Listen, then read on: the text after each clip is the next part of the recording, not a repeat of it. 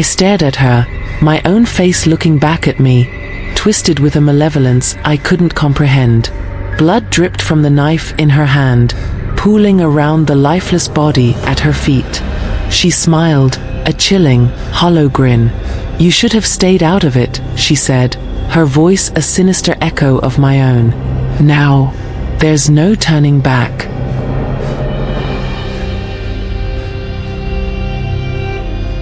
My life was perfectly ordinary. I worked as a graphic designer, lived in a cozy apartment in the city, and had a small circle of close friends. The most excitement I ever encountered was the occasional late-night project or an unexpected deadline. That was until the news started reporting a series of brutal murders in the city. Each victim was found with a distinctive mark carved into their foreheads, a mark that seemed eerily familiar. One evening, after a long day at work, I turned on the news. The anchor was detailing another gruesome murder, the fourth in a month.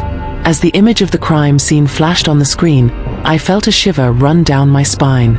The victim was a young woman, about my age, with dark hair and pale skin. She looked remarkably like me. I tried to shake off the feeling of unease. Coincidences happen, I told myself. But as the days passed, I couldn't ignore the growing sense of dread. The murders continued, each one more brutal than the last. The media dubbed the killer the doppelgänger, speculating that the victims were chosen because they all looked alike. One night, I was walking home from a late shift when I felt someone following me. I quickened my pace, glancing over my shoulder. A figure darted into the shadows, just out of sight. My heart pounded as I reached my apartment building and rushed inside, locking the door behind me. The feeling of being watched persisted. I started noticing small things out of place in my apartment. A picture frame slightly askew, a book moved from its usual spot. I tried to dismiss it as paranoia, but deep down, I knew something was wrong. A few weeks later, I received a call from my friend, Emily. She sounded frantic. "Have you seen the news?" she asked, her voice trembling. "No, what happened?" "They caught a glimpse of the killer on a security camera. Jess, she looks just like you." My blood ran cold. I turned on the TV, my hands shaking. The grainy footage showed a woman with dark hair and pale skin, her face obscured by shadows. But there was no mistaking the resemblance. It was like looking into a mirror. Over the next few days, I became a recluse, too afraid to leave my apartment. My mind raced with questions. Why was she committing these horrible crimes? The answer came one night in the form of a letter slipped under my door. The envelope was unmarked, and inside was a single piece of paper with a message scrawled in red ink. "Meet me at the old warehouse on 5th Street. Midnight. Come alone." I should have gone to the police. I should have told someone. But curiosity and fear compelled me to go. I needed answers. No. I don't want this. The warehouse was dark and abandoned, its broken windows casting eerie shadows on the floor. I stepped inside, my footsteps echoing in the silence. As I moved deeper into the building, I heard a faint noise, like someone whispering my name. "Hey, Jess." I turned, and there she was, my doppelgänger, standing in the dim light. She was identical to me in every way, down to the clothes she wore. "What do you want?" I demanded, my voice trembling. She smiled, a cold, calculated smile. "I want you, Jess. The part of you that you've buried deep inside. The part that craves chaos and revels in darkness." "No. You're not me." "Oh, but I am. And I've been watching you. Living your mundane little life, pretending to be normal. But we both know the truth, don't we?" "What truth?" "That you enjoy this. The thrill of the chase, the power over life and death. You've just been too afraid to admit it." I shook my head, backing away. "You're insane." She laughed, a chilling sound that echoed through the empty warehouse. "Insane? Maybe. But I'm free. Free to do what I want, to be who I really am. And so are you." I turned to run, but she was faster. She grabbed me, her grip like iron, and shoved me against the wall. Her face was inches from mine, her breath hot on my skin. "You can't run from me, Jess. I'm part of you. And no matter how hard you try, you can't escape who you really are." I struggled, kicking and screaming, but she was too strong. She pulled out a knife, the blade glinting in the dim light. "I remember this moment, Jess. Remember the power you feel. It's exhilarating, isn't it?" I cried, tears streaming down my face. She leaned in closer, her eyes boring into mine. "Yes, you do. And one day, you'll thank me for setting you free." With that, she released me, and I fell to the floor, gasping for breath. When I looked up, she was gone, leaving only the knife behind. I stumbled back to my apartment, my mind reeling. I didn't know what to believe anymore. Was she right? Was this darkness really a part of me? I couldn't accept it.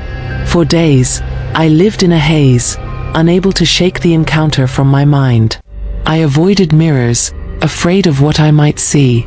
Every time I closed my eyes, I saw her face, my face, twisted with malevolence. The police continued their investigation, but they were no closer to finding the killer. The murders continued, each one more gruesome than the last. And each time, I felt a sickening sense of connection, as if I were somehow responsible. One night, I received another letter. This one was different. It was a simple note, written in my own handwriting. "It's time to embrace who you are. Meet me at the place where it all began." I knew where I had to go. The old house where I grew up, where I first encountered the darkness within me. The house was as I remembered it, abandoned and decaying. Memories flooded back. Memories of a childhood marked by violence and fear. My parents had been strict, often cruel, and I had learned to hide my true self to survive. I entered the house, the floorboards creaking under my weight. The air was thick with dust and the scent of decay. I made my way to the basement, where the worst of the memories lay. And there she was, waiting for me. My doppelgänger, my mirror image. She stood by the old workbench, her face twisted with a knowing smile. "Welcome home, Jess. This ends now," I said, my voice firm. She laughed. "You can't end what you are, but you can accept it. Embrace it. Join me." I shook my head. "No, I won't let you control me." Her expression darkened. "Then you'll die." She lunged at me, the knife flashing in her hand. I fought back, adrenaline surging through me. The struggle was intense and violent, and I felt the weight of every blow, every cut. We crashed to the floor, and I managed to grab the knife. With a desperate cry, the knife plunged it into her chest. She gasped, her eyes wide with shock, and then she smiled. "You can't kill me, sister. I'll always be a part of you." She fell silent, her body lifeless, but her words echoed in my mind. I stood over her body, trembling. The police arrived soon after, alerted by a neighbor who had heard the commotion. They took me in for questioning, but my story was too fantastical to believe. In the end, they ruled it as self-defense, a case of mistaken identity. The murders were pinned on my doppelgänger, and the case was closed. Every morning, I looked in the mirror and saw her face, my face. The reflection smiled back at me, a constant reminder of my triumph. The fear and anxiety that once haunted Jess were gone. In their place was a cold, calculated confidence. Her friends commented on the change, admiring my newfound strength. They had no idea. They thought Jess had finally found herself, overcome her demons. Little did they know, her demons had taken over.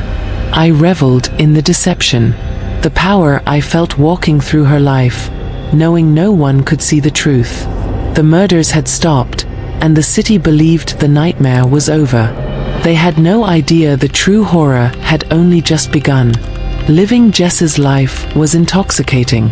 The thrill of fooling everyone, the power over her world, it was everything I had dreamed of. And I was just getting started. My sister had been too weak to embrace her true nature, but I was not. I thrived in the darkness, and now I controlled it. The most delicious part? The real Jess was gone, buried deep within the darkness. I wore her face, lived her life, and no one suspected a thing. They all believed the doppelgänger was dead. In reality, the doppelgänger had won. I often found myself looking at Jess's photographs, her life captured in moments of joy and mundanity. It was almost amusing to think how easily I had erased her, how thoroughly I had taken her place. Each interaction, each smile, each conversation was a testament to my victory. There was no going back. Jess was dead, and I had claimed her life as my own. The world remained blissfully unaware, the perfect life continuing under the guise of normalcy. But beneath the surface, the darkness lurked, ready to strike again if anyone ever got too close to the truth. I was the doppelgänger, the shadow that had stepped into the light. And as I looked out at the world through Jess's eyes, I knew one thing for certain. The darkness had found its home.